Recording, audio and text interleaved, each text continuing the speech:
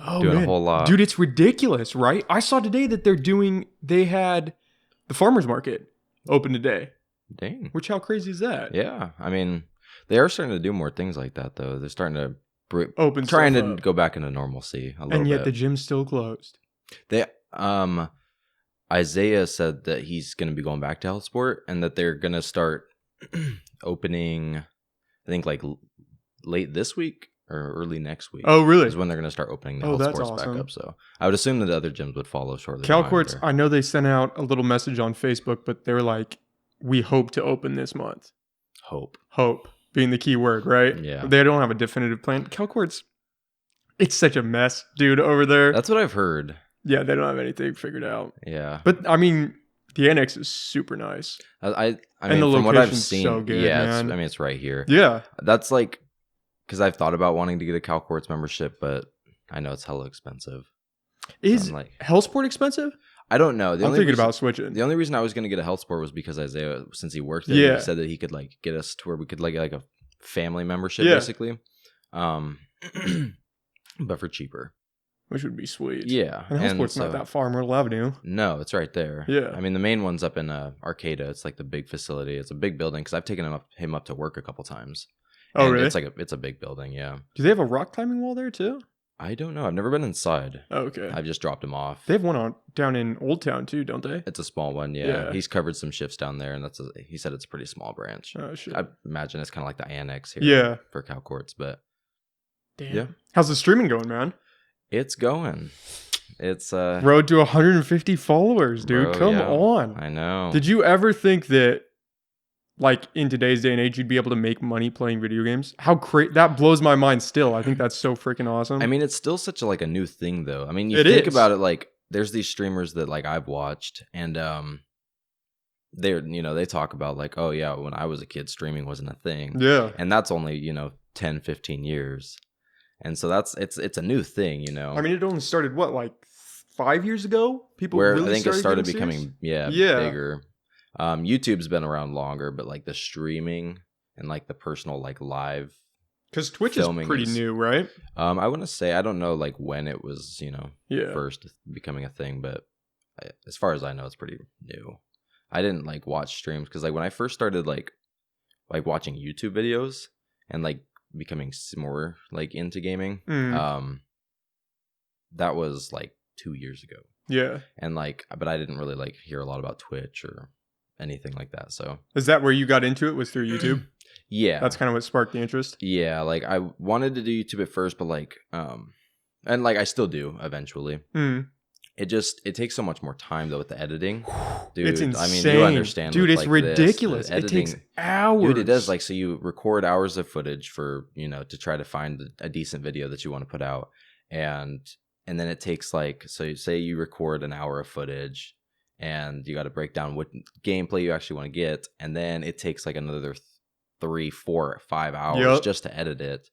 And then it's, but like, whereas Twitch and like streaming, you just put it out there. You just put it out there, and it's like, and I like that it's like a live, you get to talk to people like live, and you meet all sorts of cool people. And I feel like that's the coolest part, that's right? That's my favorite part, yeah. It's, is that part. Like YouTube's cool because you get to put videos out there and you kind of like put your own like twist on your videos or whatever. But you don't get the live, like they can comment below the video or whatever, but you don't get the live feedback. Like, and even if they're commenting, you're seeing that like a day later. Yeah. At best. Yeah. And so I like the live where you just get to like have a conversation with somebody. It's somebody that you'd never even meet, Yeah. You were saying you talked to somebody from. I've met people from the UK. I've played with them too. That is so crazy. I've met people from the Netherlands. I've met people from Brazil. People that you would never talk to otherwise. From Canada. Like, people that you'd never otherwise meet, And that's the coolest part, is that you just get to meet new people. That's my favorite part. So what made you want to do it? I know we've kind of talked about it a little bit, but like, I don't know. Like my big thing is, I don't know. Like it's the whole influence thing, whereas, because I've told you before that the main way to have an influence is you either have a lot of money or you're like in a position of power, whereas like when you build yourself your Twitch and you get get a community following you and whatever, you have people to kind of look up to you, and you can kind of spread an influence that way, and that's like, that was the main thing I wanted to do, is Build that platform. Yeah, and just try to, I don't know. It's like, if anybody can come in and like, it makes and like, I've had people come in and they're like, oh, I was having a bad day and this made me feel better. That's like my main thing that I enjoy, Yeah. I like when people tell me that, because it's like, yo, that's what I'm here for. I want you to come here, and it's like, kind of have like a safe haven, you got problems, you can kind of, escape, Click it off and for get a away. sec. Yeah. And so that's like the thing another thing I enjoy about it is, I've had people tell me that. Yeah. It's like a good feeling, because it's like, and you have all these kids come in, and like, I've played with a couple of these kids, and they just kind of like look up to you in a way, and it's just a good feeling, Mm-hmm. And like, you'll have people on here that come in like, I enjoy your podcast, or I like, it makes you feel good, like, right? exactly, it's a good feeling, and I just wanted to try to get like an influence out there, and I don't know, do what I can to, I don't know, make the world a better place, I guess. Well, yeah, like you're saying, I mean, if you don't have a lot of money, how else do you make an impact, really? Exactly. You know what I mean? Money is very influential. So. Oh God, yeah. And so if you don't have money, or you're not in a position of power, it's hard to get an influence out there. Yeah. And that's what I think is nice about the whole like social media platforms, or the streaming platforms, is that it does allow people to you can get your voice out there. Yeah. Without having either of those. So. Yeah. You get to interact with people, you get to see other perspectives, and exactly, like you said, be that kind of safe space for people. Yeah. Or not necessarily safe space, because chat rooms get pretty get toxic, wild. Yes. Yeah. I haven't had anybody get toxic in mine yet, but Yeah. But I don't. That's almost part of the fun, though. Sometimes. I mean, I have had somebody come in and like, talk smack, but yeah, it's not about us. It's like, I told you, they came in and like, oh yeah, so and so thinks they're good, blah blah, and like. And then they leave. But yeah, it adds some excitement. It's all excitement. You're just laughing, right? Looking at them like, oh man, come on. Yeah, it's a good time though. It's fun. What's the hope? Grow this thing as big as possible. Yeah, just to get an influence out there. Yeah. Get a community behind you, type of thing. What would you do if you had that influence? If you got, I would like to expand into like other things that just besides gaming. Branch out. Yeah. I don't want to, just stay in gaming. Like, yes, I enjoy gaming, but that's not where I want to stay. It's like, I would like to, I don't know where yet, but I'd like to expand into other areas. Yeah.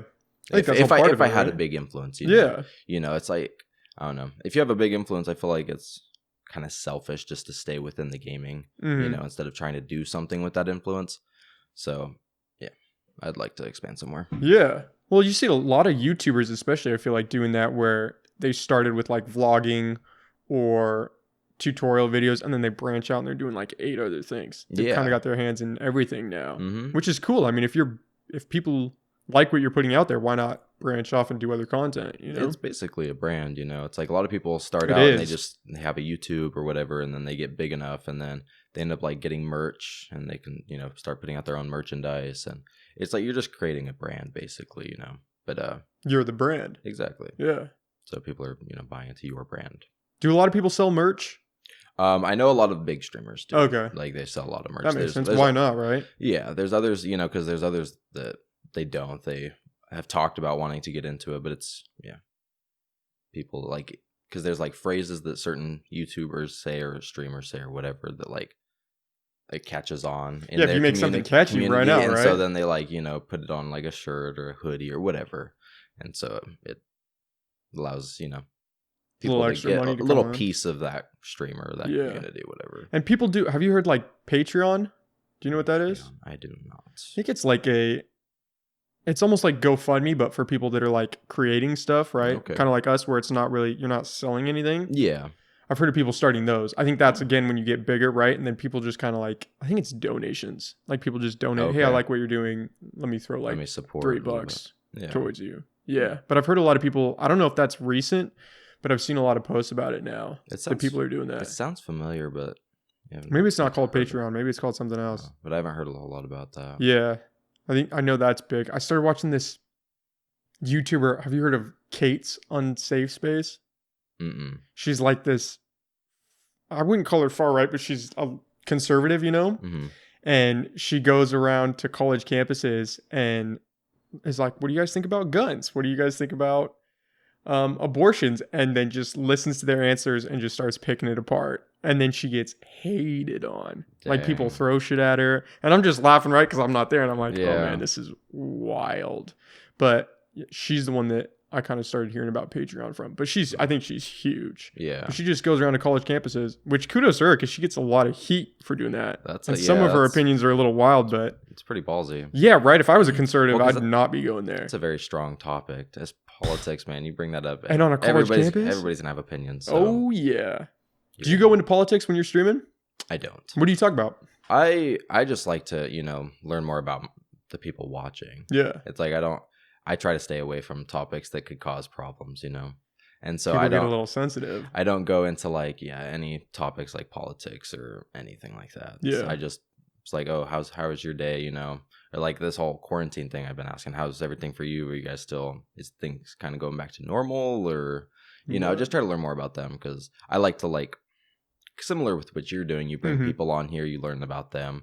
It's cool to learn about different people's lifestyles. Yeah, and it's cool to have these talks with people, right? And just, even if it's not anything deeper than like a surface level, just like interacting with people in a meaningful way is a lot of fun. Yeah, and you get to learn more about a lifestyle, especially people from different countries that if you've never visited a country, you don't know anything about it. The Netherlands, come on. Yeah, so you're just you're learning about things that you wouldn't know about unless you visited.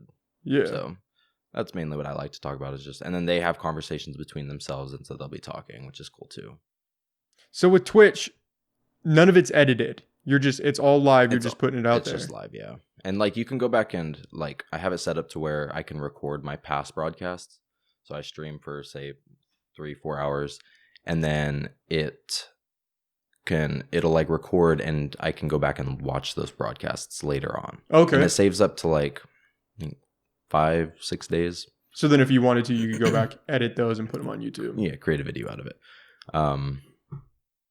But yeah, it's all live. It's you have the camera, and then you have I have what's called an Elgato, and it takes the footage from my PS4 and then goes through the Elgato and then into my PC, and so that's like the capture card. That's the capture card. Okay.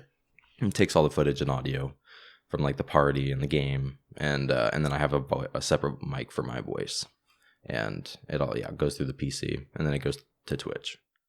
Damn. And then through OBS.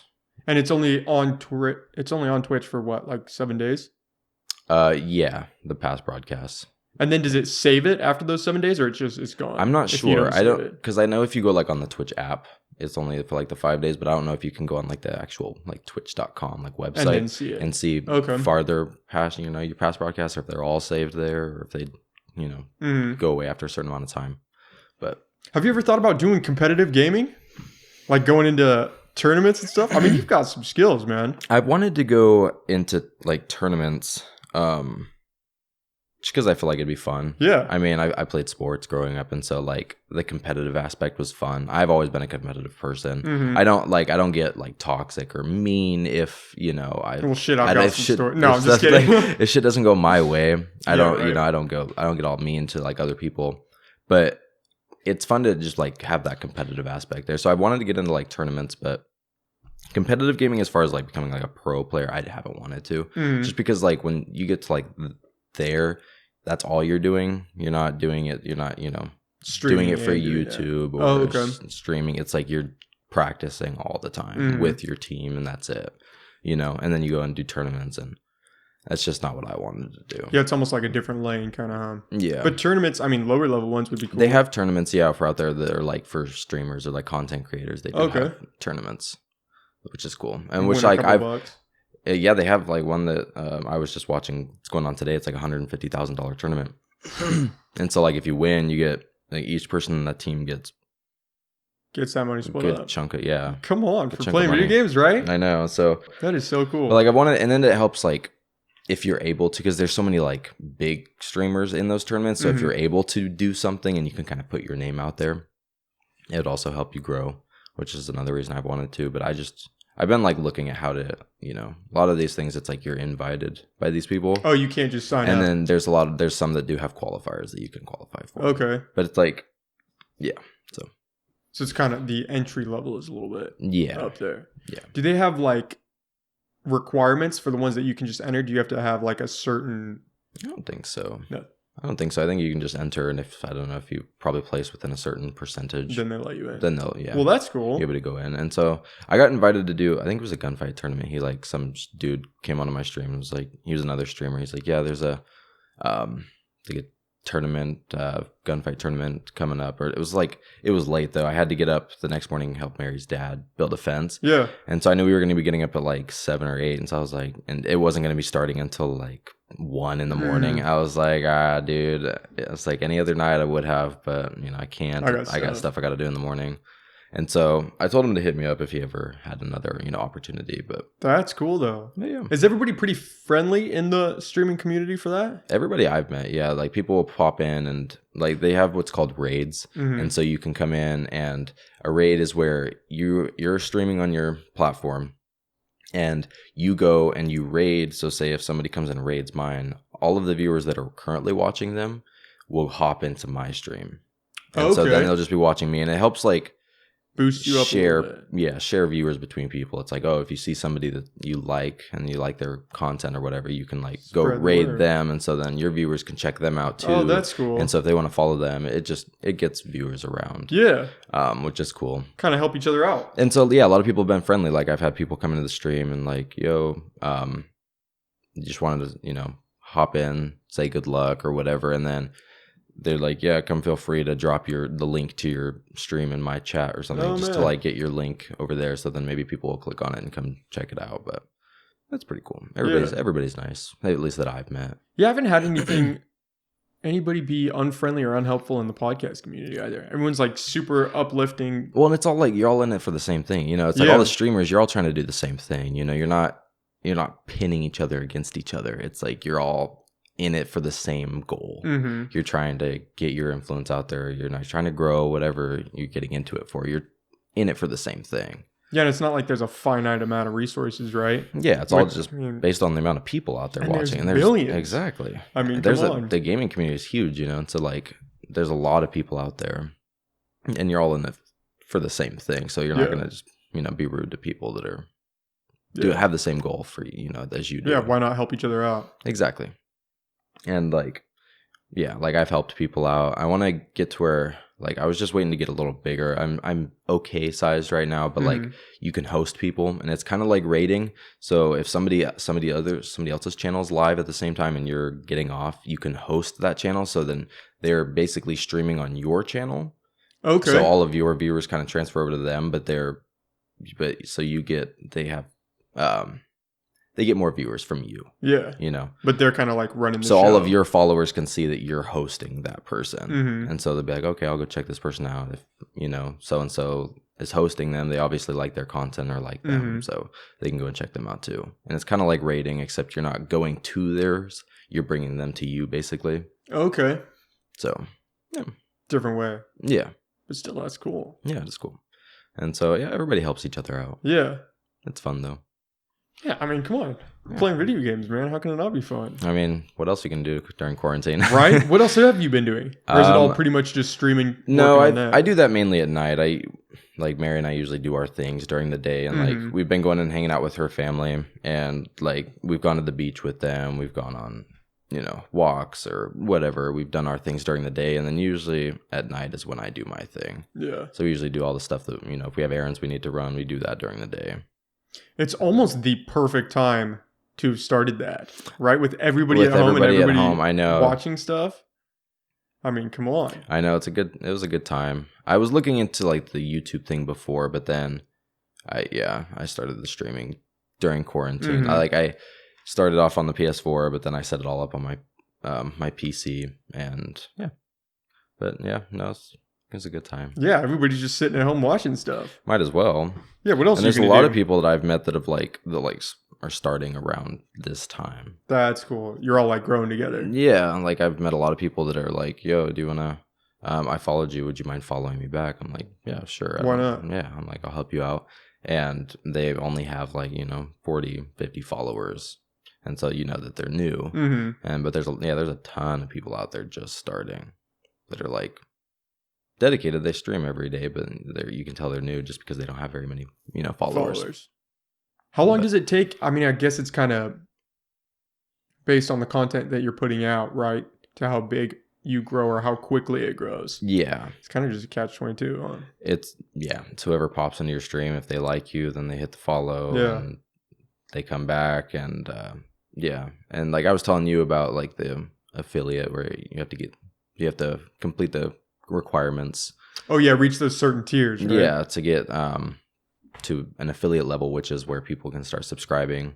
And that's when you can start monetizing. That's when you start making money. Like you can get donations. Like I got one donation already. Oh no way! Someone donated $5 because I hit 100 followers. That's they were like, cool. "Oh, congrats!" And I was like, "Oh, thanks, man." Yeah. And so that was like I did that, and so you can make money like that before you hit an affiliate. But once you hit an affiliate, that's when you people can start subscribing, and then What are the requirements for the affiliate?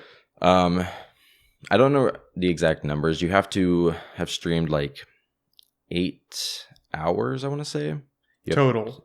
Okay. Like it's over the span of like a 30-day period. Mm-hmm. And so you have to have streamed like 8 hours in a 30-day period. You have to have streamed, I think, like 6 or 7 days in a row, or just 6 and 7 days within that 30-day period. You have to hit 50 followers, and then you have to have an average of 3 viewers. Okay. And so I've hit 3. The only one I haven't hit is the viewers. I'm at like 1.5 out of 3. So I'm like halfway there. But that just comes with time, you know. And it also helps, like, now looking back at it, if you don't stream as long. And because, like, my 30-day period, it's over. So all these requirements are out of like 120 hours of streaming time. Mm-hmm. And so I have 1.5 average viewers out of 120 hours of streaming. Damn. So if you stream less and you have people watching, the numbers are going to be higher. Mm-hmm. So looking back at it, you know, but it's like little things you could tweak. Exactly. But we have so much, I mean, quarantine, we had so much time. Just, why not? It's like we weren't doing anything, and, you know, say it'd be raining around here. It's like we didn't want to go outside and do anything. So we're just How long are you streaming for? I like to stream. I usually get on around like 7 or 8. And I usually get off around like 12:30. Okay. 1. That's like 2 at the latest. That's like the latest I've done. Like I did that last night, but that was just because a new update came out, and so season 4 came out. Oh, did it really? It did come out for Warzone. For Modern Warfare. Yeah. It was a 32 gigabyte update. Whoa. So look forward to that when you download that. Damn. It was like, I was talking to Danny, and it was like he had to download 84 gigabytes or something. Why? Like I don't know Did if you it's get the last update? I don't know if it's the difference between Xbox and PlayStation or what it is, but he was like 84 gigabytes. Oh, man. Yeah, because he was like, he wanted to play with me, and I was like, all right, well, if your thing gets done in time, because it was already like 1 o'clock. And because, you know, after all the copying and everything for PlayStation, and I don't know if hours. I don't know if like that. I don't know. I don't know why it was so big for him, but it was like an hour and a half that he still had to wait, and I was like, "All right, dude, I'm not gonna be on." Yeah, he's like, "Just get off at like 3." I was like, "Nah, dude, I'm trying to get up earlier than that." So I got off at like 2, but that's about as late as I go. I usually I like to stream for at least like 4 hours at night, just because if you're only streaming for like an hour and a half, like if people don't tune in for a short time, you know, and you get your numbers will be higher, but the longer you're out there, the more chance you have people coming in and checking you out and following you. And so it helps you get out there. So I like to stream for at least a decent amount of time. Mm-hmm. But, yeah. Well, I mean, and if you're trying to grow it, the more time you put in, the better it's going to get, right? Exactly. And so that's about, I try to stream every night.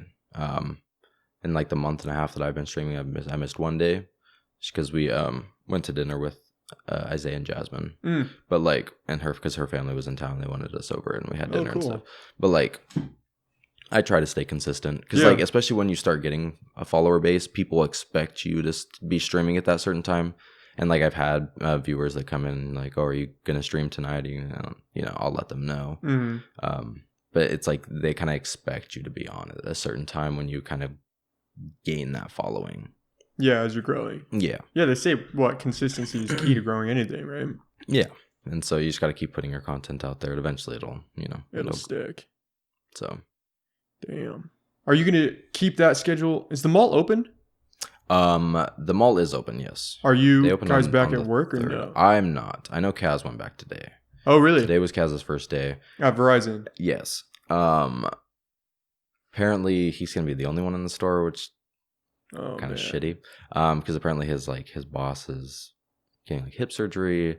One dude quit. One dude moved to Colorado. So it's just him. So he's got to hold down the fort. Yes. But I know he went back today. I still haven't heard anything from my boss. I got a text a couple weeks ago asking if I was planning on going back, and I said yeah. But yeah, I haven't heard anything since. And I mean, even though the mall's open, it's still just based on the company. So. And how many people are at the mall? I mean, how many people are going to go now that it's open, right? I don't even know. Dude, the mall's dead anyways. Yeah. It's not like we have some great store that people are rushing into. There's nothing. I mean, I feel like the main stores that are the busiest stores are the ones on the exterior. Yeah, like Old Navy. TJ Maxx or Old Navy or Kohl's or, whatever. There's nothing like that great inside of the mall. I feel like people need to go for. But it's kind of crazy that everything is still, or a lot of things are still shut down. Like, I mean, when are we? Let's just open up. Let's just get this thing moving. Yeah, it's been like, I mean, what was my last day at work? My last day at work was March 18th, and so it's June 3 months? 11th, right today. Yeah, about 3 months. Wow. Yeah, it'll be 3 months on the 18th. Oh, so man. Like, yeah, I didn't expect it to last this long. Like when we first went into quarantine, they're like, they were like, oh yeah, it's gonna go, till July, October, or August. I mean, and I was like, God damn! Like I didn't expect it to go to June. Right? That's 3 months. It's just a long time. I was thinking a month. Month tops. Yeah, I was like, I can't tell you last time I have not worked for 3 months. Since getting out of high school. So, come on. And then you look at other states that are already opened up, and it's like, yeah, what are we doing here, guys? Why are we still closed? Yeah.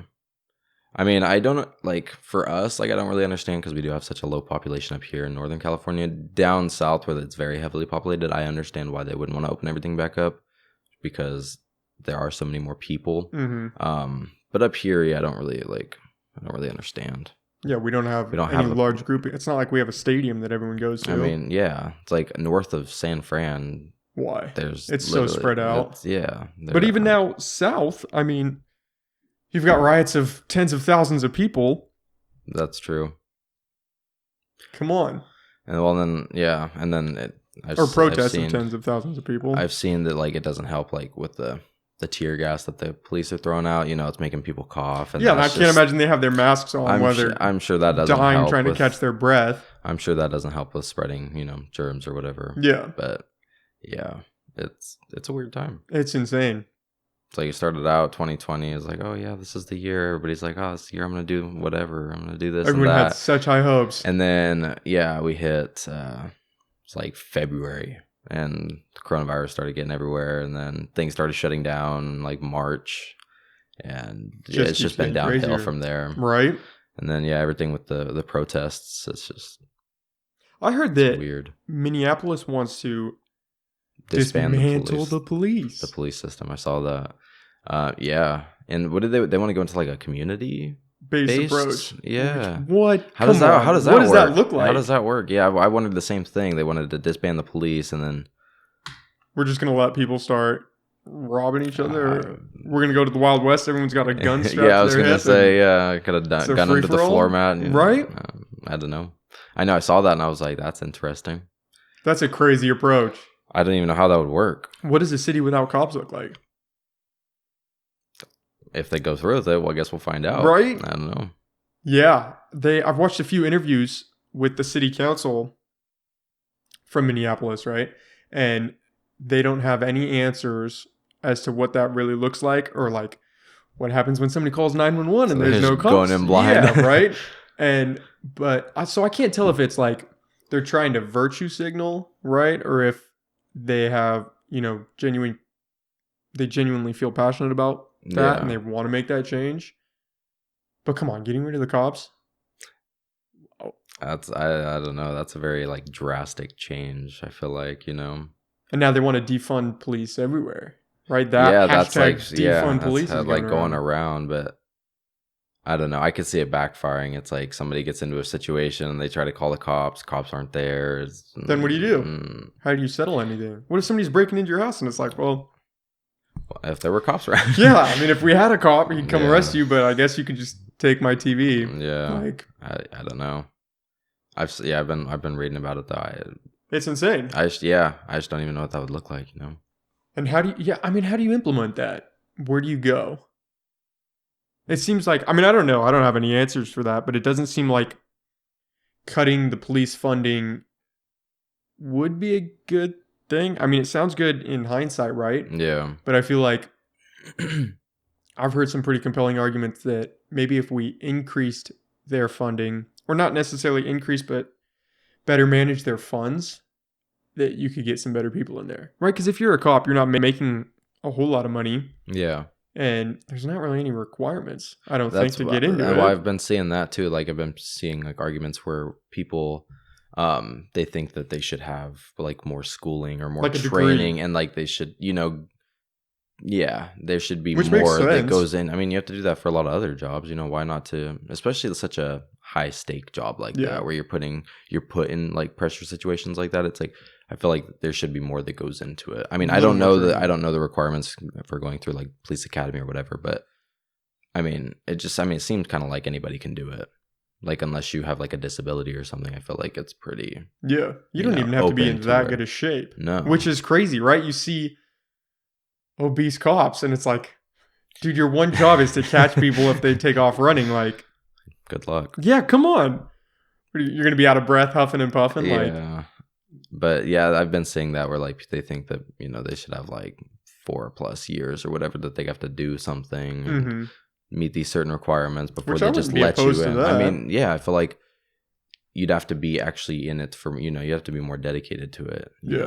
I feel like you wouldn't get so many power hungry, because I feel like that's what a lot of these cops do. It's like they get in the position of power, you get a taste, and then they just feel like they can just plow through everybody, and it's just their way is what matters. But it's like you see so many cops driving around hauling ass, not following the speed limit, not using blinkers, just for but because they're a cop, you can't do anything about it. There is that air of like untouchability for cops too, right? Yeah, the thin blue line, right? Is that what they say? Something like that. But I don't know. Maybe if you paid them more and you got some better education, it just does not seem like getting rid of the police is the answer. Yeah, I think that would cause more problems. I think that's like a step backwards. Yeah. Like you said, like the Wild West, it's like they had like the sheriff, but I feel like everything was much more hardcore back then. So like you had your gun, you had your gun to protect you. Somebody looks at you sideways, you're like, oh. Which, I don't even think I could justify that, because you're going to start shooting people in the streets. And in California, I didn't even know, we don't really have a stand your ground law. So if somebody's in your house and you shoot them, your ass might be going to jail. It's not self-defense. Which... How is that? Yeah, how do you justify that? I was going to say, how's that right? You're in my house. Yeah, this is my property, but you're trying to take my stuff or harm me or my family, but I can't do anything about it. It's like, I just got to let you... Go ahead. You want the fridge? Take it, man. I would stop you, but we're not in Texas. I don't want to go to jail, so... That blows my mind. Some of these laws. It's crazy. How do you justify that? Somebody's in your house. I know. It's your house. Yeah. If you can't defend your house, what... Not a lot of power. What are we doing? What's going on here, guys? Yeah, you can't protect yourself. It's kind of helpless. Yeah. At least you feel that way. Yeah. If somebody's in your house and you shoot them and you go to jail, seems kind of backwards. Yeah, it's like, all right, I might as well just let them steal whatever they want, because who wants to spend their life in jail? Yeah, I know. You kill somebody, and it's like then you get charged for the murder or whatever. It's like, yeah. It just seems backwards. It's crazy. I feel like there's a lot of things that are backwards, though. There are dude, I was listening to... Have you ever heard of Radiolab? I've heard of Radiolab. Their podcast? Mm-hmm. Oh, man, they're insane. They're a little heavy because they're all super left. And so some of the topics they get into are a little bit out there. Yeah. But they had one that I listened to the other day that was about eugenics. Have you ever heard of that? I've heard of eugenics, yeah. It's like selective breeding to better the race or the country, right? That argument goes all over the place. Yeah. And here in the US, they had a law where you could have mentally disabled people sterilized. As recently as like 2012 in like West Virginia, you could do this. That you could go, like if you had a son or daughter with autism, and you don't want them to breed, and you don't want them to have kids, you could, sterilize them. You could sterilize them. Come on! That's out there, 2012? And the argument, they're not sure if that was tied really to eugenics, right? But, I mean, it kind of fits the profile. Yeah. I mean, the whole selective breeding thing. Yeah. But come on. In the U.S., dude, we're still just a baby trying to figure it out as a country. Oh, for sure. I mean, come on. I mean, it's like you think we've come a long way. It's like, oh, yeah, since, the Constitution was written. It's like a couple hundred years. Yeah. But it's like a couple hundred years, like you have these civilizations that have been around for thousands of years, it's like couple hundred years, like, yeah, we're just China's been around forever and they don't have thousands of years, all their dynasties. Yeah, they don't have anything figured out. No, so they got a lot of culture, but I also think that's just the human race. Like, yeah, I feel like we think that we're better than we are. Oh yeah, hindsight is everything. We think we know what's best for everything. It's like we don't have a clue. You look at all these things and it's like, oh yeah, we used this and this and this product for so long and we thought it was good. We thought it was helping us, but it turns out all these people are popping up with cancer now because of so and so years. It's like asbestos. Yeah, they put asbestos everywhere. All these things. It's like you don't, it's like we think we know, and it's like, oh, we think we find a solution, but come 10, 20 years later, new information. You find, oh, okay, that probably wasn't the best thing to use, and yeah, we're still growing. Yeah, we don't have anything figured out, and our laws. I mean, we're following 300-year-old piece of paper, trying to apply that to modern times with modern people. That's another big argument. Modern problems, yeah. Yep, it's like, yeah, it's kind of like religion too. It's like a lot of people are basing things. It's a whole nother ball game, right? It's like people are, it's like you have all these people that, I mean, there's different branches of religion. There's these people that like, you have to follow the Old Testament, you have to follow, these certain rules, and then there's these other ones follow the New Testament. There's a whole different set of rules. And that's just Christianity. Then you've got Mormonism. And then you got tons of different religions out there. It's just, yeah. It's so wild. There's so much. It's like everybody thinks, they're right, but it's, And the separation of church and state, that's kind of a wild one because it's a joke. Yeah. If you think about it. Don't they swear in the president on a Bible? Yeah. I mean, you see all these elections. You see all the elections and they're like, oh, he's just a good Christian dude or good Christian lady. Like all of their campaigns, religion is part of it. Trump held a Bible and so it's in front of that church. It's not, there's no separation. There's nothing. I had a guy, I was dying. There's this guy that was over at the house checking out the fireplace, and he started talking about this movie, and then he's like, well, I'm Christian, so I don't watch R-rated movies. And I tried not to die laughing because I was like, what does that mean? You can't watch R-rated movies if you're a Christian? Yeah. What? God does not like R-rated movies. You can't. Yeah. It's in the Bible, New Testament. Yeah. Man. Have you seen it? I mean, what? I don't know. Yeah, I just don't understand. Like, I don't know. You're looked at so badly if you're not, like, say you don't necessarily believe in a religion. You're just, I don't even know. It's just you're just not awakened to the light. Yeah, you're just, I don't know. People, you're looked at so poorly, I guess. Yeah. It's like you are all wrong. You have to believe in this. You have to believe in that. It's like, I just don't understand why we can't have our separate opinions. Leave it at that. You believe in that thing, that's fine. Will you believe in this? I believe in this thing, that's fine. Like, why can't we just? That whole idea is just dead today. It's just, I don't know. It's like everybody has their belief and like that's what it is. Yep. You can't convince me of anything else. Yeah. And I don't know. That's like my biggest thing about religion. It's like there's not a lot of change. There's like really not. I was like talking about marriage. They still have the same practices they've had for hundreds of years now. It's like they don't. You think that it would evolve as you go through the times, but it's like there's a lot of it stuck in its ways with religion. They have adhered to it like nobody's business. Yeah, I mean they're very like stuck in their ways about religion and how they practice things, and You know what? I heard an argument the other day that how they're calling for defund the police and stuff because the police have obviously killed and hurt a lot of people in a lot of communities. Yeah.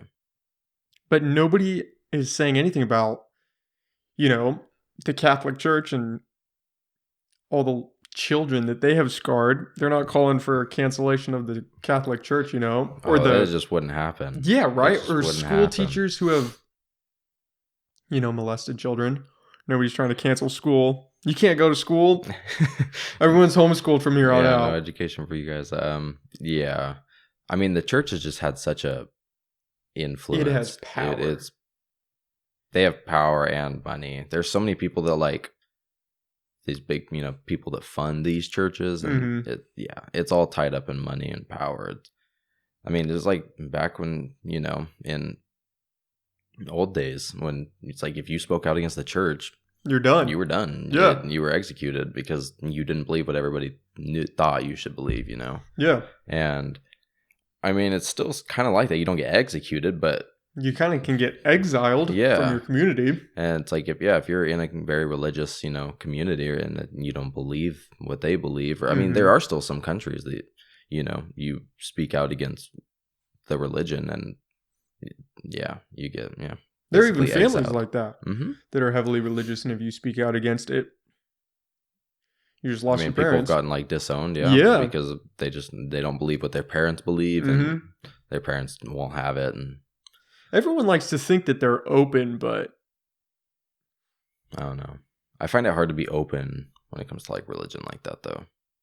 In other people, when it comes to other beliefs, it's just like you have grown up that way, and your whole life you go believing a certain thing. Somebody comes along and tries to say differently.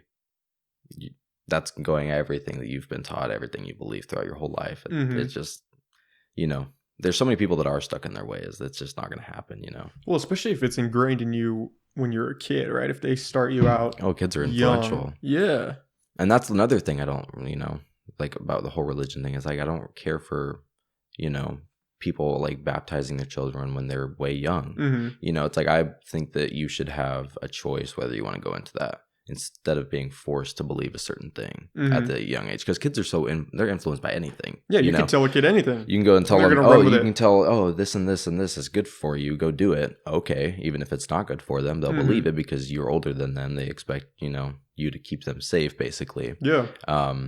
And so since they're so easily influenced, you put them into a religion and say this is how it's supposed to be. They're gonna believe this is how it's supposed to be. Yeah. And I just feel like you should be able to grow up without any of that, and then if you think that's how it should be, go into it. If you don't, then don't. It shouldn't be that you're forced to at such a young age. That's I don't really like that, because I never grew up in a religious family. My parents aren't religious.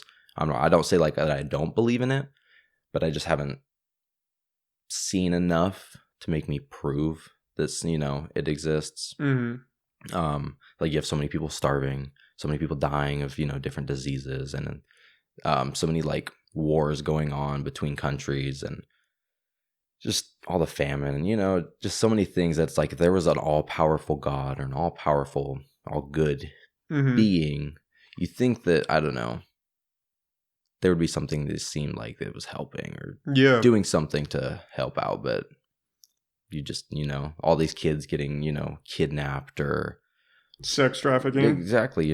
Drug mules, all this stuff. You just hear about it and it happens everywhere. Even when we don't hear about it, it's happening. But it's this all powerful God, he's there, but he's just watching everything happen. And so if you want to believe in it, that's cool. I just haven't seen enough where I have wanted, it's made me believe in it. And Mary's family, really religious. I've gone to church with them. Her grandfather just passed away, and I was there praying with them. I didn't pray, but I was with them while they were praying, and that's fine. That's what you want to do. That's cool. I support it. It's just, nothing. It's something that I've never been into. I've never done. Is Mary pretty religious? I would say no. I mean, she's kind of on the whole stance with me, whereas she grew up that way. Her family's always been really religious, but she's kind of like me, whereas she hasn't seen enough to make her want to believe, Mm-hmm. basically, you know. But yeah, I mean, she grew up in a religious family, and we come out to a similar stance, you know. I didn't grow up in a religious family. My family's never been religious. I do have family members that are religious. Like I have all like when we've gone to Thanksgiving and they sit and, you know, say the blessing before you eat and stuff. That's something my family never did. Mm-hmm. But I do have family members that like that, but yeah, just never, when I was growing up, it was never there to, you know, influence me into that sort of way. And I'm kind of happy it didn't, because there are so many families that are, it's, you know, they're a church family. You go to church every Sunday and you're raised that way. And I don't know. But yeah, she's on a similar stance as to what I am. Yeah, I was definitely brought up where Sunday school, every Sunday, baptism, first communion, confirmation. You go through the steps. Yeah. And it wasn't until after confirmation, I mean, I had voiced it like, I don't know, to my parents, you know? Yeah. And it wasn't really until after I was confirmed that they were like, okay, well, you know, I think I pushed back enough where it was like, okay, he doesn't have to go to church every Sunday. Yeah. But it's hard kind of separating yourself from that when that's what you've been. Well, and especially if like there's so many people around you that are going that way, that it's like you're the to black stand sheep. up and to say that you don't want to do that anymore. It's hard. I mean, especially your parents, you know, your parents are always there to support you, but then it's like, you know that it's going to upset them if you stand up and say something to them. It's like you don't want to hurt them. So you kind of just go along with it. But then until you grow tired of it. Can't take it anymore. Exactly. I think my biggest problem, or not necessarily a problem with it, but what I always struggle with when I think about religion is evolution. Like that's something that I keep going back to. And I wouldn't say that I don't believe in God, but I wouldn't say that I necessarily, you know, I'm a Catholic. I mean, I am a Catholic, but like I don't practice. Yeah. But evolution, I mean, how do you go, where does that stand in line with the creation in 7 days? The creation of everything. Yeah, I know. Well, and that's one of the big arguments against religion is like, you know, Charles Darwin, the whole theory of evolution and all this. And it's like, you know, they have their arguments for why it's not true. But then, you know, science proves something differently. And that's like why I've always been like a much more science-based person. Yeah. It's because science gives you like tangible evidence. That you can Whereas see religion, it's like you have to have faith. You believe that it's this way, you know? And so it's where, science, you can see that it's a way. You can see that how it is. They have evidence to back it up. And that's why it's like I've always been drawn more to science as opposed to like faith and belief in a religion. But. And I mean, if you think about Scientology, come on. Yeah. I mean, come on. Really? Yeah. But yet, people are in it. People are in it. Stuck in their ways. Mm-hmm. And and like they always say that, I don't know, it's like there's always been the separation of science and religion, but then there's a lot of like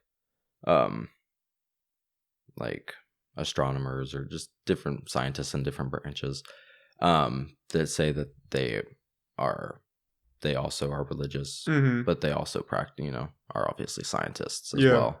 And so they say that it can coexist. But I don't know. My thing is like religion, like the reason I thought it was like, feel like it was brought about, it was just to answer questions that people couldn't answer. You know, it's like nobody knows where we came from. It's like you can't just answer the question of why we exist or how we became to exist. You know, you just can't answer it.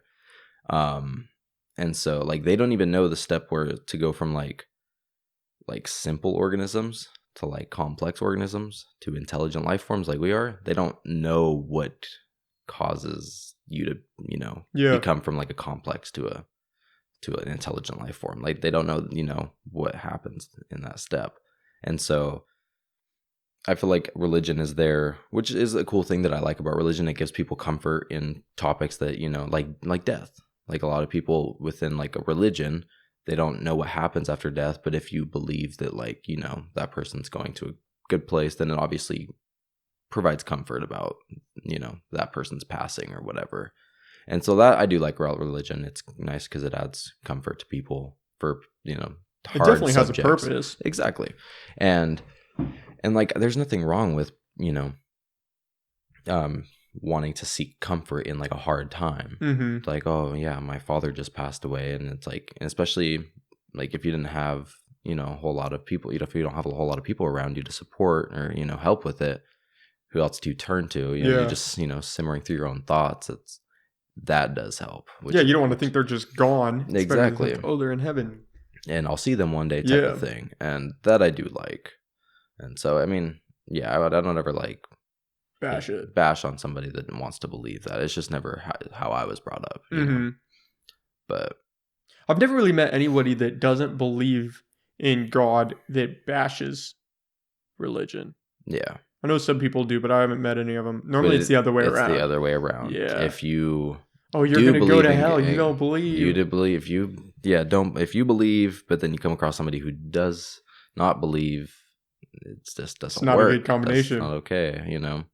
And yeah, well, and that's like, there's always conflicts in religion. You know, it's like, all these like wars that are going on like Middle East, it's like a lot of them are started because of religion. They believe, you know, this was a certain way and like that's a certain way, and like especially in the old times, religion, the Crusades. Yeah, religion. They would just go and like, you know, slaughter people because like, oh, so and so told us to do it, or this is how, you know, how it's supposed to be. This is what God wants. Exactly, and it's okay because we're doing it for our people. And you know, it's like, it's just. Yeah, it's always justified because of a religion. It's like, I did this because God wanted it, so it's justified. You know, I slaughtered these people because God wanted it. It's justified. It's, you know, it's like you can just fall back on religion when you're part of a religion. When the questions get too hard and you don't have the answers. Exactly. God knows. And so, yeah. It's like my big thing is like we, in my English class in senior year, we looked at religion a lot. And we were, you know, a lot of these beliefs, they believe in the same God, but they have different names for this God. Yeah. And so therefore it's a different God, you know.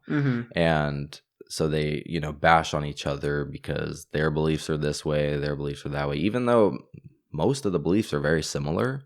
They might, you know, obviously they have their differences, but like a lot of the beliefs are very similar. But they have, you know, no respect for each other because they're part of this religion, they're part of this religion. Different names for the same thing. Different names for the same thing. And so, yeah. My problem is you know that people want to believe in anything. You know you can convince people of anything. I mean, cults prove that.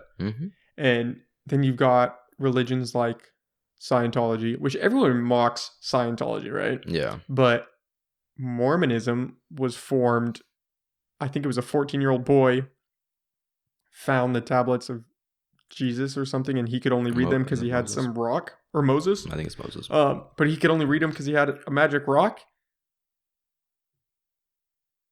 Come on, what are we? I mean, that's not like bashing on it, but come on, guys. Well, and like that's the whole thing about Jesus dying and being reincarnated, like coming back to life. It's like, when have we ever seen anybody come back to life? You know, somebody doesn't die and then they are reborn. Well, now with medicine, you could shock somebody back to life, but but after like 3 days, but like it's a lot harder.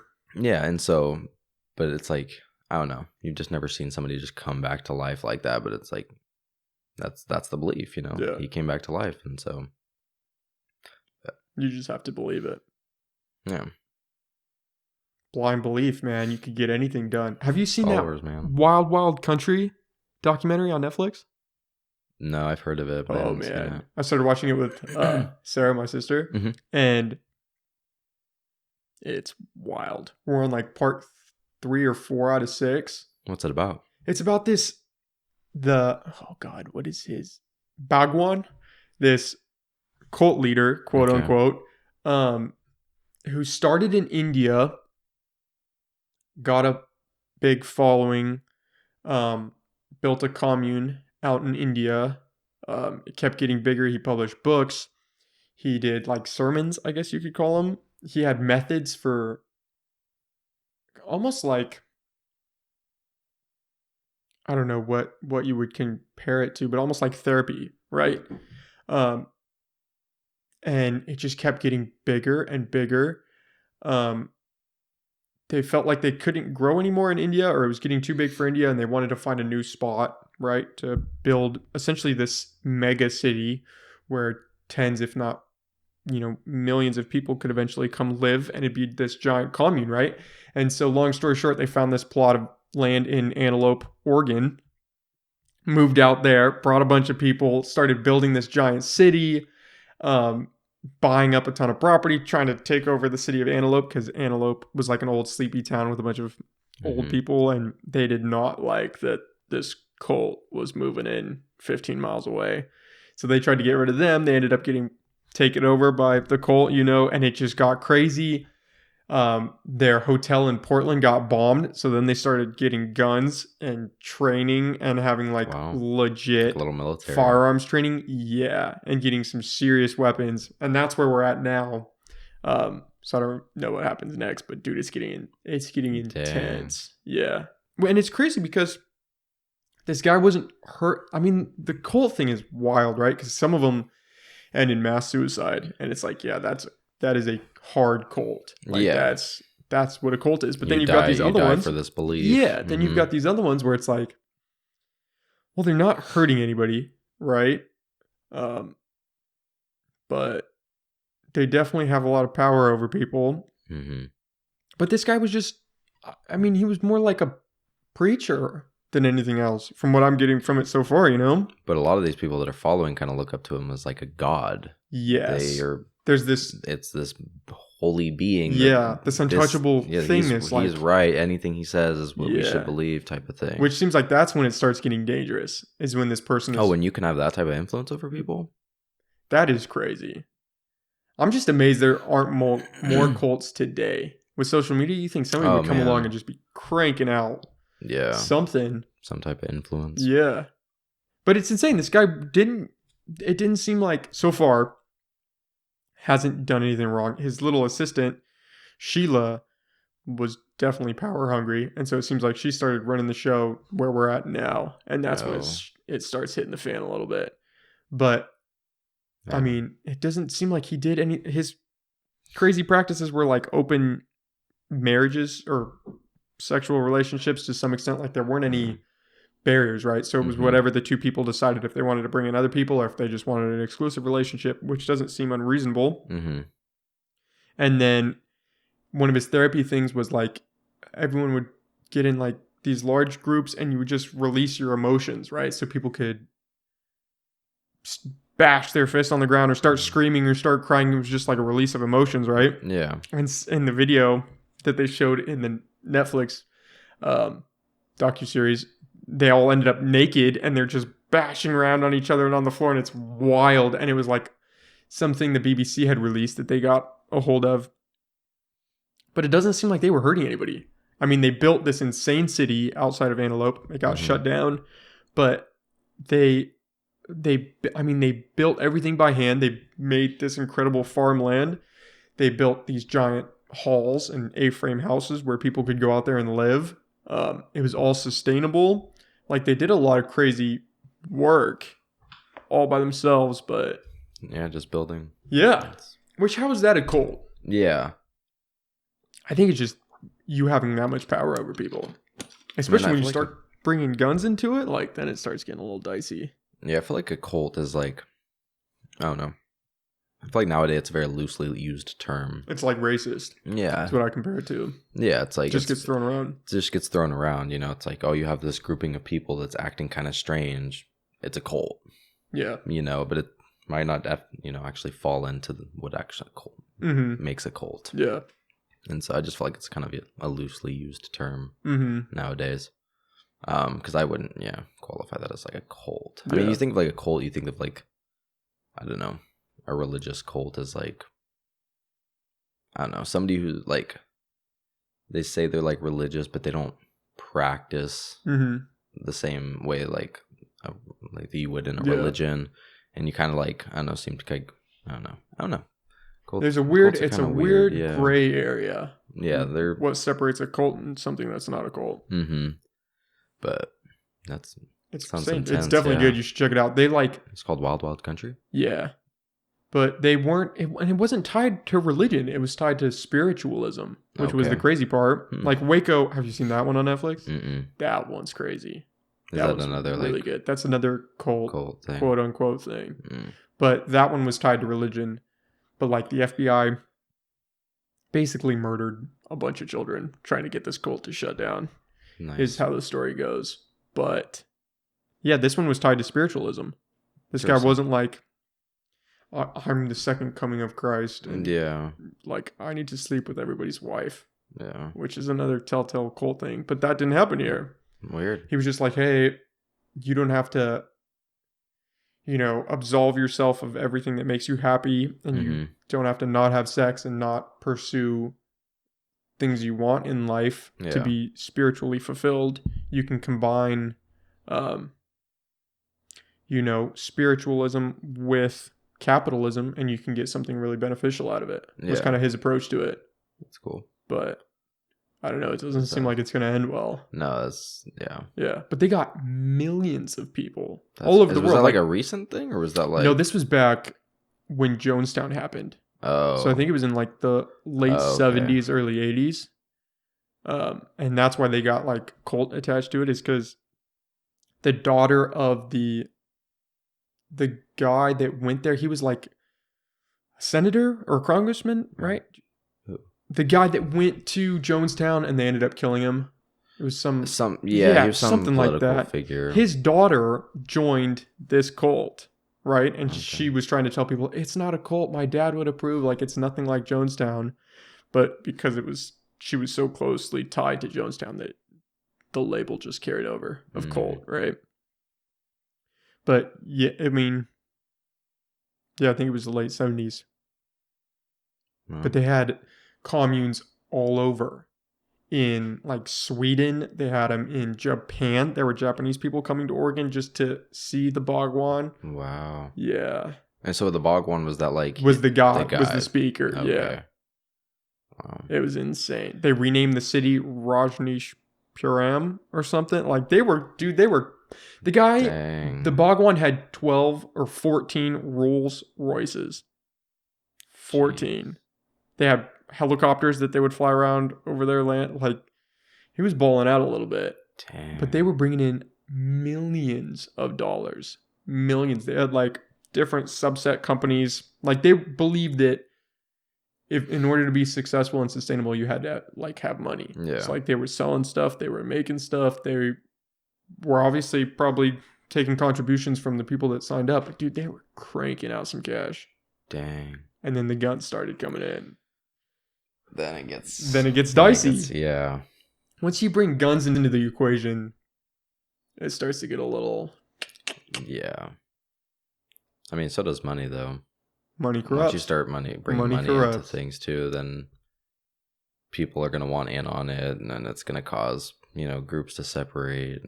Once it's a business and money is the ultimate goal, it goes downhill. Well, especially if you believe that, you need the money to be happy type of thing, which is meant to sounds like, you need it to be successful or whatever, then... Well, the craziest part was they had guys that were like engineers and lawyers and powerful people. Like well-educated people. Yeah, that had money, and yet they still went and signed up. Dang. I know.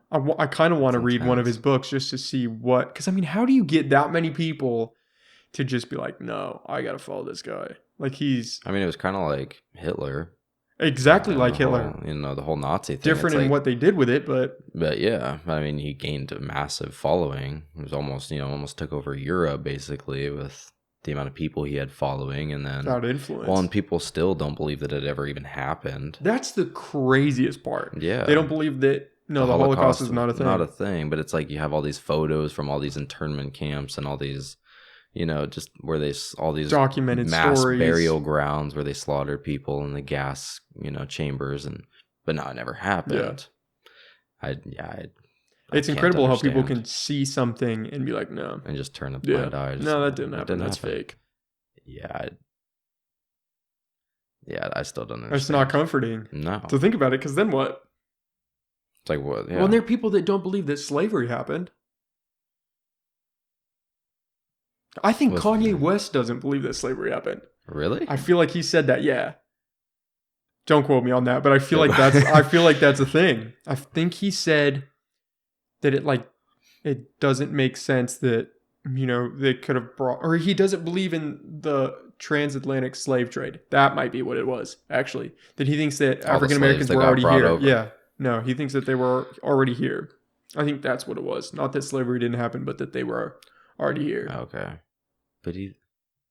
But when you have like all these documents these facts about, for them coming and like raiding these villages and taking all these people and piling them on way overcrowded ships, and I just don't understand how you can just, turn. Well, there are people that don't believe in evolution either. And that's, you can literally look at bones of things that look like us and track it up until it is us. One, you can track like even other species that they died off, certain like ones died off because they didn't have certain attributes to help them survive.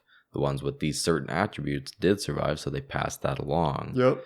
And you can just see that change over the, a species. There's like all this evidence around, but it's hard because if we can't believe, if you can't look at history and believe it, how do you change anything? Yeah, where do we go? Where do you go forward? Where do you go? If you forget the past, you're going to make the same mistakes. Well, yeah, because, obviously we wound up there in the first place. So yeah, come on. Probably do a similar thing if you don't look at why we ended up there in the first place. Then what? Yeah. The argument that I've heard, though, is that a lot of people, like, science has been wrong, right? Oh, of course. Especially now with the coronavirus. We thought it was going to be one thing. It's not. So then they take that and they use that to disprove other things. Well, science was wrong about this. Maybe they were wrong about the Holocaust. Maybe they're wrong about evolution. They were wrong about asbestos. Yeah. Cigarettes don't kill people. Cancer is not a thing. You name it. It's just, yeah. Science is all trial and error. It's like you set up an experiment, you do that experiment. It doesn't come out the way you think, so then you do it again until you've either proven or disproven what you think, and then you go to something else. Yeah. It's like people just expect it to be, okay, you got to be right the first time. It's science. Yep. You have to be right. It's not how it works. It's not how life works. No. So you don't go into something just like, it's like the podcast. You didn't come in knowing that, oh, yeah, I know exactly what to do. God, that would have been so nice, though. Right? And yeah, all the bugs he had to work out and tweak. It just doesn't happen. Perfect. You don't go in like, obviously we didn't get to building houses like this. Yeah. Just by knowing. It's like you obviously tried to create something, got blown over, it didn't work. So you say another material. It just, you don't go into something just like, all right, I know how to do this. Yeah. It's all about making mistakes. That's how you actually learn. That's how you grow. If everything came out perfect, you wouldn't learn anything. Yeah, we wouldn't have half the things we have today. No. Right? We'd still be using a wooden wheel on a cart that a horse carries because that worked. No electricity. Yeah. We had the candle, so that would be rough. Yeah. It worked. It lit up. Yeah, come on. It's all trial and error, which is insane when you think about you can't have trial and error today. Yeah. At least for people. Mm-hmm. It's like, imagine how many trial and errors you got that all these people went through just to get to where we are. How many mistakes have you made just in the last year? Oh, ton. Yeah. Countless. And then you learn from it and you move on. But when I was thinking about this, when is the point where you were forgiven for a mistake that you made? Right? I think it varies. Depends on the severity of the mistake. But are you ever really forgiven? Or can you ever really move on from something? There are people that do, right? So if you steal a Kit Kat bar from a store, what? You tell your friends you're forgiven, what, half a second later? If that, they don't even really care. They don't, yeah. Like, okay, whatever. It wasn't the smartest thing, but... But if you go out and hit somebody with your car, that person might not ever forgive you. Yeah, and I think that's the severity of the mistake. Yeah. And it also depends on the type of person. It's like, if the kid goes in and steals a Kit Kat bar, okay, he's a kid. He doesn't know any better. Yeah. An adult goes in and steals a Kit Kat bar, you know better. And so it also depends on the person that's going in and doing these things. Yeah. Or say if somebody with a disability went in and stole something. You're going to feel a different type of way. Exactly. And so it depends on those factors that like determines the amount of time it takes to and some things you never outgrow. right? I was talking about this. It was on an earlier episode of the podcast where, comedians say something 10 years ago and they're still held accountable for that. Well, there's a ton of things, yeah, especially coming out with what did I just see not that long ago? It was like something, it was Mark Wahlberg. Saw something that he had like made some comment about, I don't know, it had to do with like racism. He like made some comment, I want to say it was like about the black community. He had like made a comment, and it was like a long time ago. And it's like people grow between that time and now, but he's getting a ton of backlash for it because he made that comment at some time or another. And it's like, I don't know. Jimmy Fallon did. I saw blackface back in the day. I saw that. He's getting a ton of backlash for that, and he's like apologizing for it. And it's like, yeah, like things like that. I just feel like, I don't know. That's another thing with social media. You say something, it's there. It'll get brought up eventually. Do you worry about that with streaming? Do you worry about saying something and then it just getting taken out? Of course. Yeah. I mean, I'm sure you do too. Oh yeah. I mean, just because people will find a way to use something against you. It's like if they see you're trying to do something and you're maybe coming into some sort of position of power or whatever, they're gonna, there's gonna be somebody that's gonna try to hold you back from doing that. Oh, you want to give him this? Well, he said this way back when. They just want to tear you down. Exactly. And yeah, I don't think it's right to hold things against like that. It's like, obviously if they still believe that way, then there's a point, you should. Yeah. But like people, like, I mean, I've said things in the past that like I don't believe now. Like I can't name anything, but like I know I've said things that I don't believe now. Yeah. I'm sure you've said things that you don't believe now. And so it's like people grow, and that's just being human. You grow. Yeah. You don't just stay. I mean, some people are they're very narrow-minded. Rigid. Exactly. Most people change though, and so it's like I don't really see it fair and then you're also in different times, yes, things that are acceptable in different times. But it's like now we have all this like, it's like racism of course still happened back when like Jimmy Fallon did like the blackface thing, but like now that all these things are popping up about racism and all the protests and all this, it's like now you want to bring it up. It's like you guys accepted it when he did it, but now you just want to throw him out there. It's like I just don't really see that fair, And I mean, he's had tons of people on there. It's like you can't just say that he's like some racist person because he made one comment or did one skit. Yeah. Because he's had people of all races on his on his show, but to like hold it against him, I don't really see that being fair. Yeah, it's hard. Yeah, it's like saying something when you're a kid and like, oh yeah, remember, and now you're 25. Oh, remember when you were 5 years old and you made this comment? No, go to hell type of thing. Right? It's like it's not fair. Which, come on, even as a kid, like sometimes you just say wild stuff just to get a reaction out of your friends. Say what's on your mind, Even now, you start a sentence and you start talking and you don't know where it's going to go, and you might say something and then be like, "Whoa, that was crazy. I don't actually feel that way. That was just like you got to work through ideas sometimes." Yeah, and we've been talking about that. It's hard to do that now. Mm-hmm.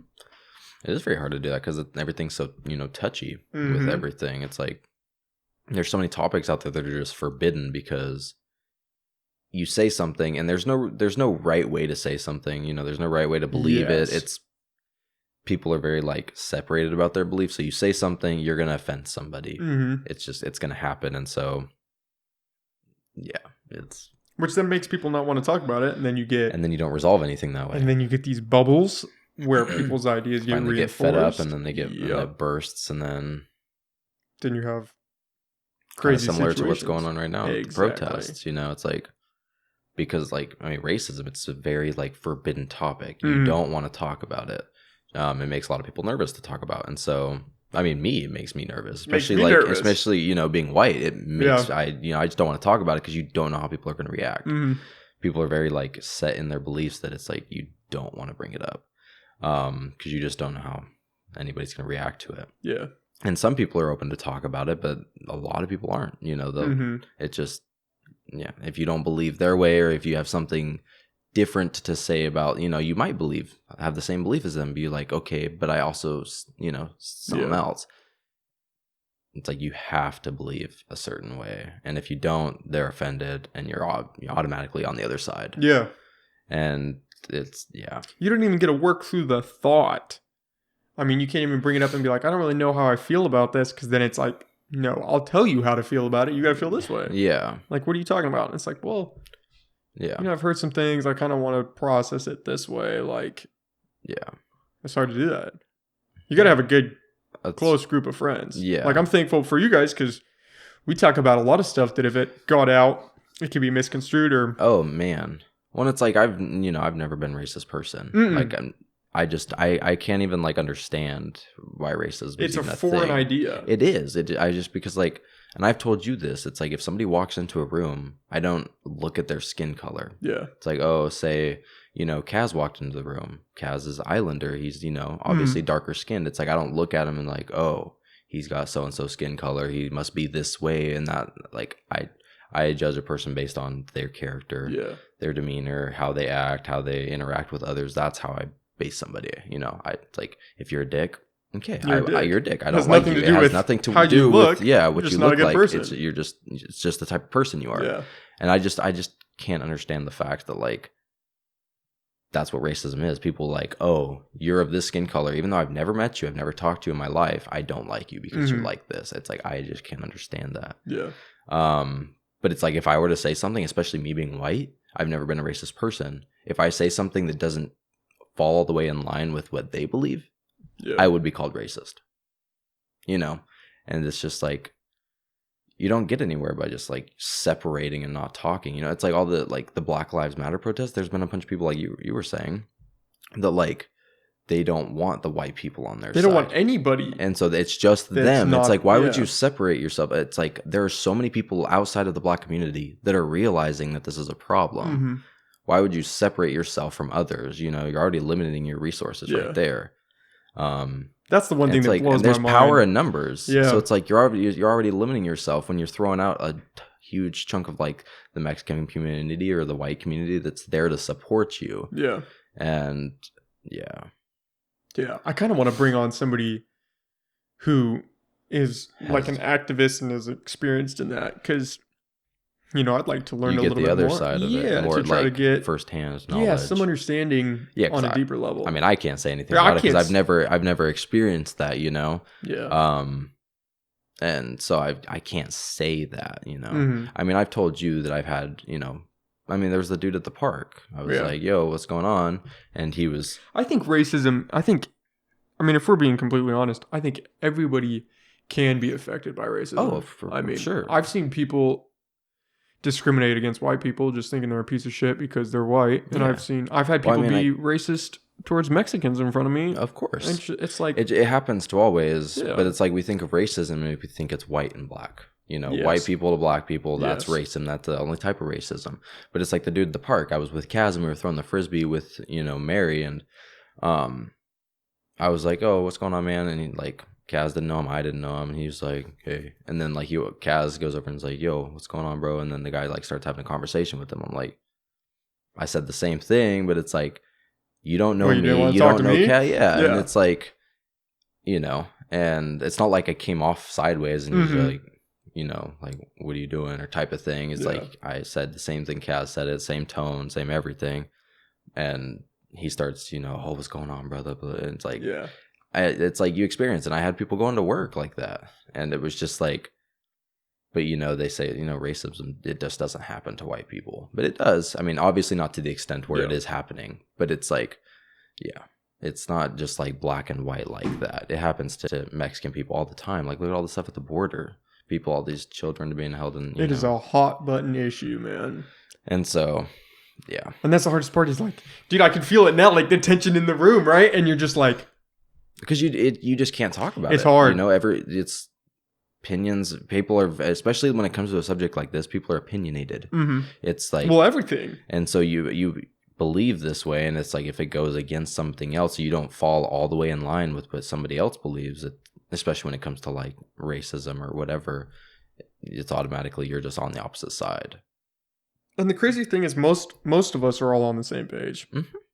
Most of us, believe that there is an issue with racism. And that we should fix it. And with everything, happens. I mean, most of us are on the same page, and it's a few extreme voices, one way or the other, that start causing rifts. Turn it, and turn it into something it's just it's not. like you get like the few people that go out and are racist towards, you know, the few white people that are racist towards like black people, then all white and then people are racist, automatically man. all white Cancel people. white people. It's like automatically all white people are looked at, you know, sideways, and it's like you just can't do that, you know, because then it's like which side is better? Mm-hmm. It's like if you're doing the exact same thing to the other people that they're doing to you, and they're treating you the same way, and you're treating them the same way because of other people treating.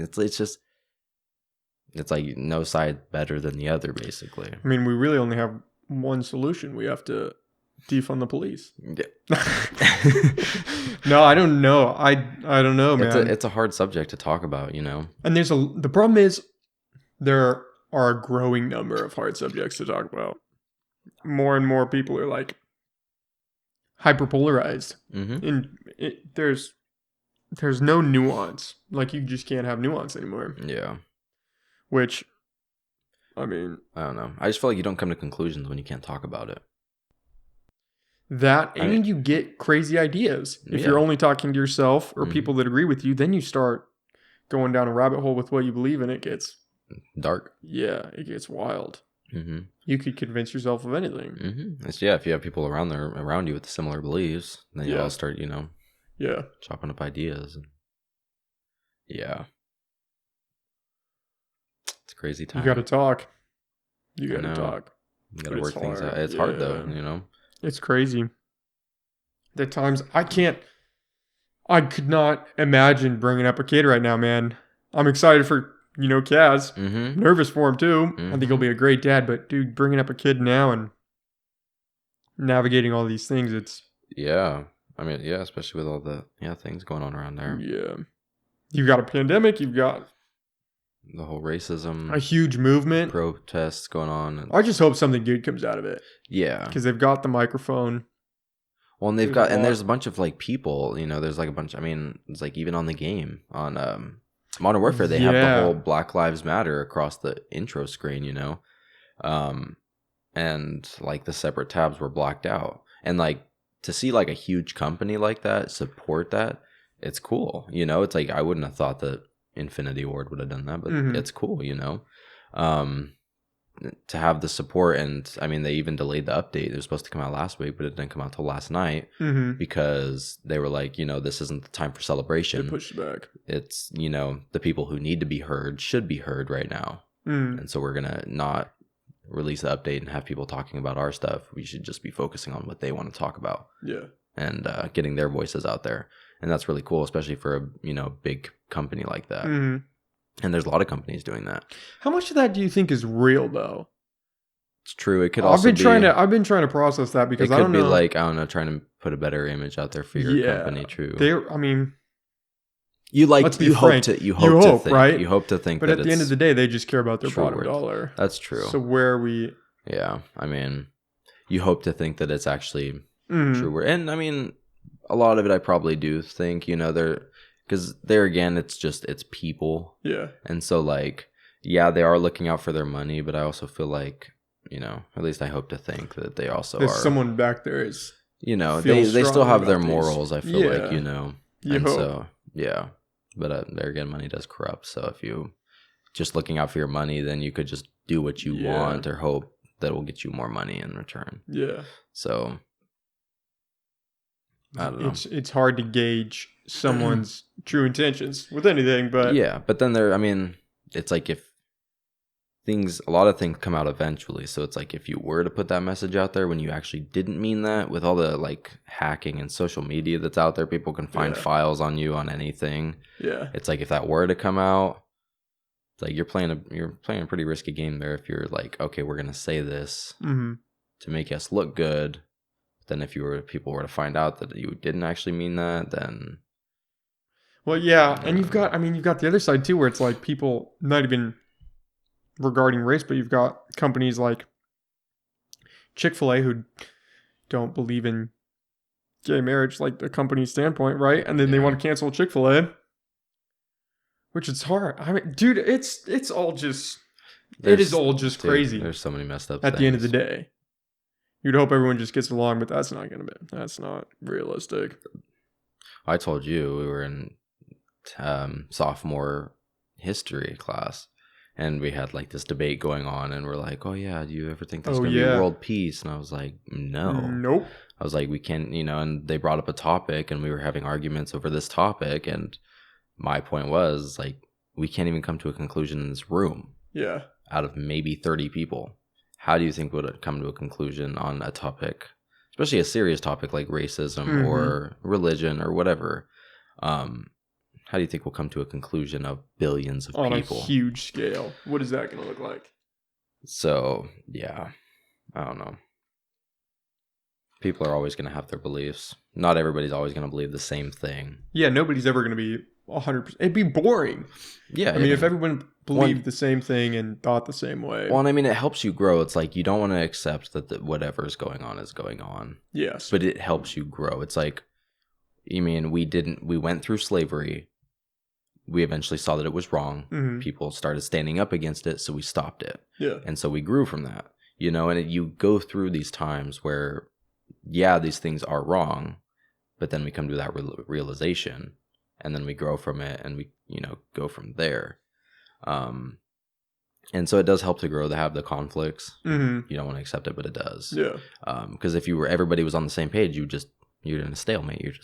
You're sitting there. Yeah. You're not doing anything to change because everybody believes the same thing already, so why change it? Yeah. So it seems like, yeah, I mean, what do you do? Yeah. Right? So I don't know. Yeah. Yeah, I don't know. And you can't escape it. Mm-mm. Not that you... It's like, as bad as you don't want to have the conflicts, you don't want what is happening to be happening. Mm-hmm. But it's like, yeah, it'd be nice if we were already just past this point and we'd already, realized the racism is a thing. Yeah. As long as it's been going on, you think it would already been done by now, but it's not. Sure. And so it's like eventually we'll get past this and we'll get to the point where it's like most people are believing that racism is a thing. Yeah. And it does give you hope in the sense that like this many people are protesting for the same idea. Yeah. Mm-hmm. I wouldn't have thought that in today's day and age people would have, would be willing to actually go out and put in the work to do it. No, yeah, it's everywhere too. It's like, man, dude, other countries. One person dies in the US and it's now all over. Yeah, it's a global thing now. Movement. Mm-hmm. And so it's like a lot of people are tired. Yeah. Tired of it. We have to be careful though, because it could easily swing too far right. I mean, you've got the defund the police movement. You've got people that want to burn down everything and rebuild it. I mean, well, like, what good is that going to do? Dude, it took us, how long to get this far? We're not perfect, but we have made some serious progress in a lot of different fields. Mm-hmm. In the last a couple hundred years, even the last 100 years. Yeah. Been a lot of advances. And I think it will get better. Especially, I mean, dude, they've got the microphone right now. The protesters, the spotlight is on. Oh, yeah. What are you going to do with it? It's the time to use it. Yeah. Yeah. I'm like it's a scary time, but like I'm excited to see where it goes, to see what comes of it because of all the stuff that's, because I mean, you like to hope that something good will come out of this. Mm-hmm. It's not just they just didn't do all this work for nothing. Yeah. I mean, they're already having ideas like the whole defund the police and all that. I mean, that are all coming out of it already. Yeah. And it's not even over yet, And so I'm excited to see where it goes, just to see what happens, what comes of it. Because you hope something good will come of it. Mm-hmm. So that seems to be the recurring theme. Everyone's just gets fed up with it, and then it bursts, and then boils over, and then they protest, and whatever, and then something comes of it, and then it changes, and then they come to another problem, and dude, we've got so many problems. We've got a lot of good things. We've got so many problems. There are crazy things out there. It's hard to focus on the good things, though. It's hard to focus on the bad, too. Oh, yeah, it is. I mean, it's overwhelming with all the bad things. Like, you don't want to just sit and dwell on it, but there's just so many and then it overshadows the good things. Yeah. Like all the good things that are, are happening out there at the same time as this, but it's like, it's overshadowed because of, COVID was at first, COVID was overshadowing everything. Yeah.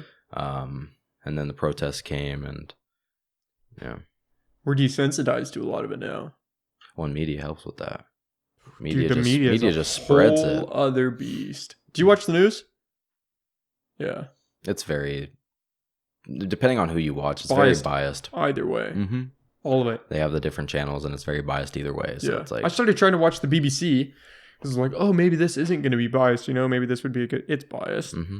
Oh, it's Read 3 articles. Was like, oh, this is Britain CNN. Like, well, because they're gonna have the people that are helping fund them. Yeah. And so they're helping donate the money to their news, and so they're gonna obviously try, if these people of power obviously can try to sway. It's like, oh, if a story comes out about them, okay, I'm gonna help bribe you to not put this story out about me, type of thing.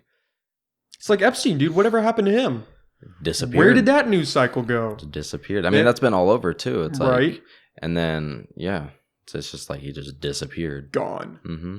Just it's like, okay, he committed suicide in his cell with all the cameras turned off. Nobody's talking about that. They had a different coroner look at him and was like, "This is not suicide." Yeah, I saw that. Yeah, and they made a Netflix docuseries about him that's out. Yeah, Mary just watched that. I got to cut a little bit. That's crazy. Was it good? Dude, I've heard it's messed up. Bro, like it's really good, but it's dark. The things that it's like, yeah, he was messed up for doing that, but then it's like these girls that he recruited that recruited other girls, that's just as bad. Crazy thing. But then you're putting, like, you went through this situation, you didn't like it. Like, these girls are being interviewed out, now about things that happened 20 years ago, and they're breaking down about it. Obviously, it affected them, but they put other girls in that situation.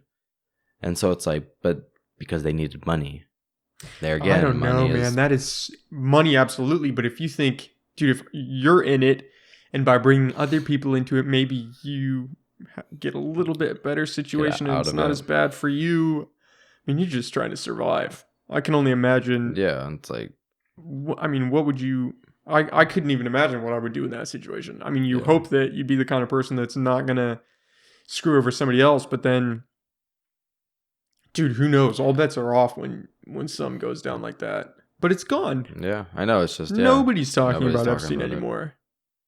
Maybe, who knows? Maybe that documentary will blow up like Joe Exotic. Yeah, dude, that thing was everywhere. The Tiger King. It was good. It was good. I watched Mary watched that because she'd been hearing so much about it, and she was and I caught like a little bit of it here and there. I didn't watch the whole thing, but everywhere. But then that's died down now too. Mm-hmm. But it's because we get on a high about something, and then something else comes along that tickles our fancy.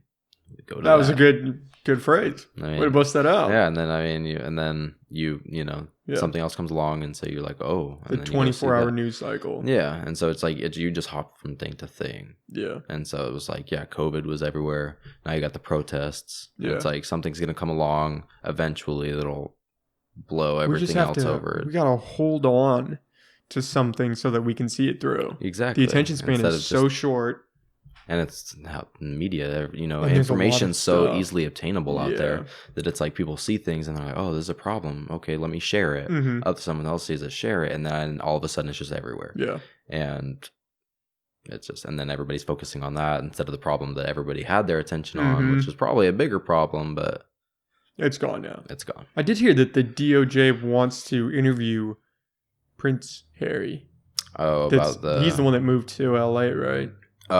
Yes. Yeah, about his brother's connection to Epstein, or his connection to Epstein. That came out. Which, dude, but the royal family. Bill Clinton flew to Epstein's island like 20-something times. Well, and people saw him. Like, there were people working on the island that were like, oh yeah, I just walked in and there's Bill Clinton sitting with this girl and she's got her top off or whatever. There's a photo of Bill Clinton in a dress at Epstein's. Dude, there's... Interesting. Where did this guy get an island? Did he turn it into this? They have a nickname for it that they bring it in. Oh God, yeah. What is the nickname? Orgy Island or Pedophile Island or something like that. It's something crazy like that. They have a nickname for it. They say it in the show, but Hillary Clinton's been to the island. I think it's just Trump. Well, now they've got those claims that Trump is a pedophile. Have you seen that? I don't know. I haven't even tried to dig into that yet because that's. I mean, yeah. And then all of a sudden he just disappeared as like as soon as he was about to out people that were in and they just got away with it. I haven't met anybody that is younger-ish, right? Like our age and a little bit older and stuff that actually believes it. That was a suicide. Haven't met anybody. Oh, yeah. It's all people that are kind of like my parents' age that are like, yeah, it was suicide. Yeah.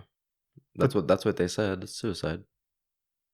What we believe, we don't believe the coroner, the second one for this one, but we do believe the second one for George Floyd. When we all saw that video, luckily we all saw the video to know, hey, we need somebody else to come in. Yeah. But it's like if we wouldn't have had the video, it would have been like, the system was down. Well, he didn't get killed. Normal outage, we didn't have power. Yeah. To catch that video. Yeah.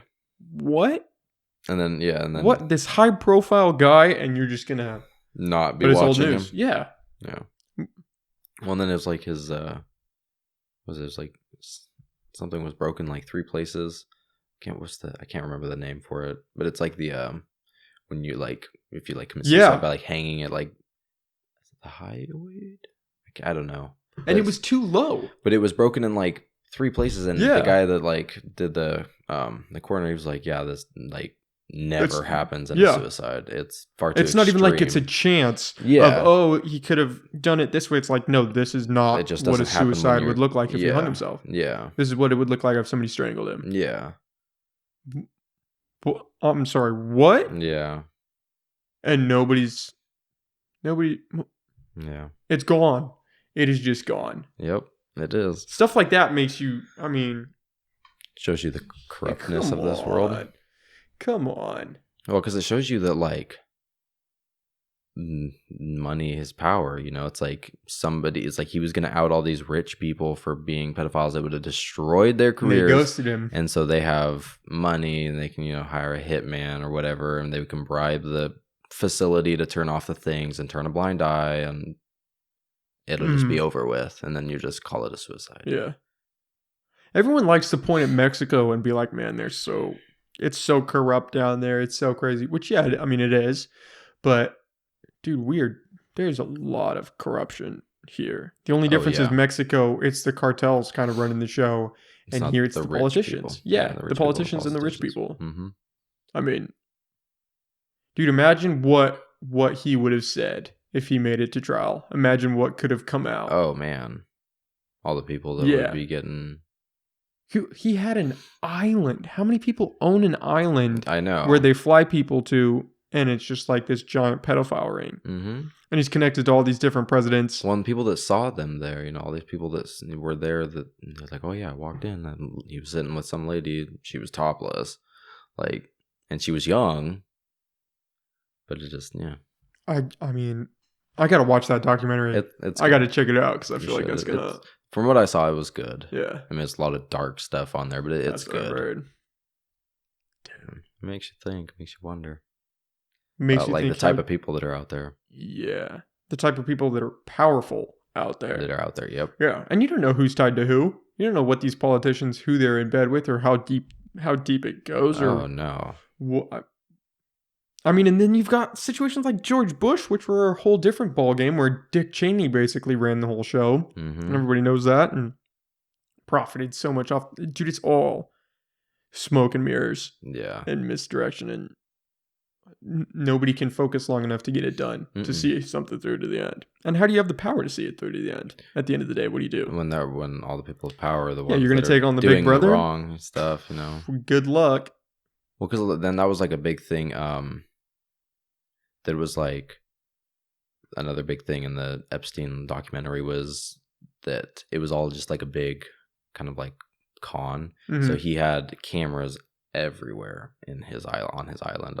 What are you gonna do? I mean, to hold things against people, to blackmail. Yeah. And so, it's like if you have powerful people here, you get into conversations, they're gonna say things that they don't want to be heard. So then if you have that on footage, you're like, okay, well, either you do what I say or this is coming out and it's going to ruin your career or whatever. Mm-hmm. And that comes out. He was doing like a lot of funding for like this, like a police. force. So like he basically owned that police, giving him tons of money. And so it's like, all right, if you guys don't do what I say, I can just pull your funding out. And so, and you know, and then it's like that's supposed to be the people you look to for help, is your, you know, the police. But it's like if you can't trust them because they're being funded by something that's not good, then slimy dude who's just, what do you do? Yeah. And so yeah, there's a lot of things that come out, and it's crazy. Well, you know, he had dirt on so many different people. The question is, what was he doing with that? Yeah, dirt? And there's like the ties to, like, yeah, like you said, the Prince Harry's brother. That was, dude, people saw him there, and they're just like, the royal family. They're just like, no, it didn't happen. He wasn't there. It's like, but because they're the royal family, they can do what they want. They can say what they want. Bill Clinton's the president, and because he's got money, can't do anything about it. They can buy all these lawyers to, you know, put up a wall, bury it, just bury it. And so, it's it makes you wonder. Makes you wonder what would have come out. How crazy. You know, this guy was not the head of the operation. No. To get something like that running up. It was a big thing. That's what I've heard. Like, it's like way in depth. Yeah, you have to watch it. It's good. Yeah, I'll have to check that out.